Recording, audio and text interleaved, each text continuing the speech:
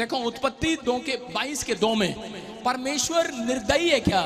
अरे वो तो कहते दयालु है, लेकिन यहां पर ऐसा लग रहा है कि निर्दयी है कि यहां उत्पत्ति 22:2 में कि परमेश्वर ने अब्राहम को कहा, अब्राहम अपना बच्चा देकर आ और वेदी पर चढ़ा दे, भेंट चाहिए मुझे, और चक्कू ले और उसकी गर्दन काट दे।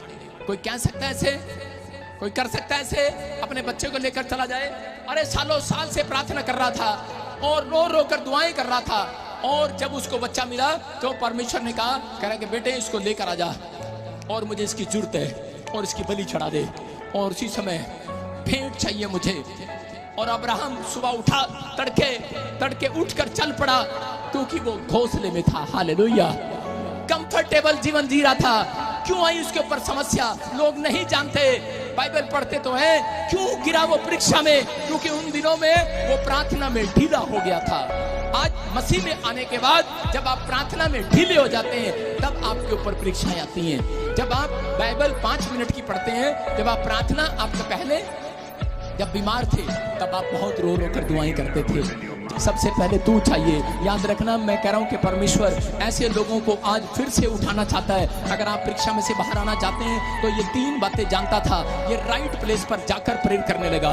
इसने वहां पर जाकर प्रेयर किया। ये अपने घर में बैठकर भी प्रेयर कर सकता था, लेकिन जो वेदी थी वहां पर गया और जाकर परमेश्वर को बोलने लगा। परमेश्वर ने इसकी सुना और जो इस वचन से बताया, जो परमेश्वर ने इसको बताया, बात की इससे, और उसको तुरंत इसने मान लिया। इसने दूसरा पॉइंट भी माना, विश्वास कर लिया इस बात पर कि परमेश्वर को मेरे बच्चे की जरूरत है, मैं आज लेकर जाऊंगा, और चक्कू उठा और उसकी गर्दन काटने करा, काट दूंगा। परमेश्वर की बात को मानने के लिए तैयार था ये। और तीसरा करा कि वो ठहरा रहा परमेश्वर के सामने हाथ उठाकर कि परमेश्वर चाहे तू जो मर्जी कहे, मैं तो यहाँ खड़ा होकर ठहरा रहूंगा। हो सकता था वहां पर नाटक कर सकता था, अपने बच्चे को ये काफी देर तक वहां पर लिटा कर रखा, लेकिन परमेश्वर ने बात नहीं किया। हो सकता था बोलता चलो फॉर्मेलिटी कर दी और अब चलो निकल लो, लेकिन वहां पर ठहरा रहा। बच्चा कह रहा पापा मुझे उठा ले, लेकिन कहता नहीं, कह रहा आज परमेश्वर बात करेगा। और बच्चा कह रहा मुझे लग रहा है कि भेड़ की जगह तू मुझे काटने वाला है। अरे लेकिन कह रहा, बच्चा कह रहा निकल ले। परमेश्वर का भी फॉर्मेलिटी हो गया, परमेश्वर से भी बातचीत हो गया, वो भी खुश हो गया, हम आ गए यहाँ तक। अरे तुम निकल ले, और तेरी भी बात रहेगी, मेरी भी बात रहेगी, अब निकल ले।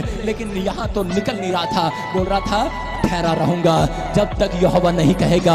कह रहा ठहरा रहूंगा। याद रखना, परमेश्वर ने कहा तू ठहरा रहा। कह रहा अब्राहम अपने बच्चे की जान देने के लिए मेरे लिए, कह रहा ठहरा रहा। आज याद रखो, अगर आज आप किसी समस्या में हो, परमेश्वर तूने दिया है, तूने ले लिया है तो कोई बड़ी बात नहीं है। धन्यवाद करता हूँ। जो परेशानियों में पड़ने के बाद चर्च में आते हैं, लेकिन वो परेशानियों में पड़ने के बाद जब उनका नुकसान हो जाता है, अगली बार वो चर्च नहीं आते। लेकिन परमेश्वर ऐसे लोगों का आज रात के बाद सुबह 4 बजे आपके गेट पर इंतजार करेगा यीशु मसीह के नाम में।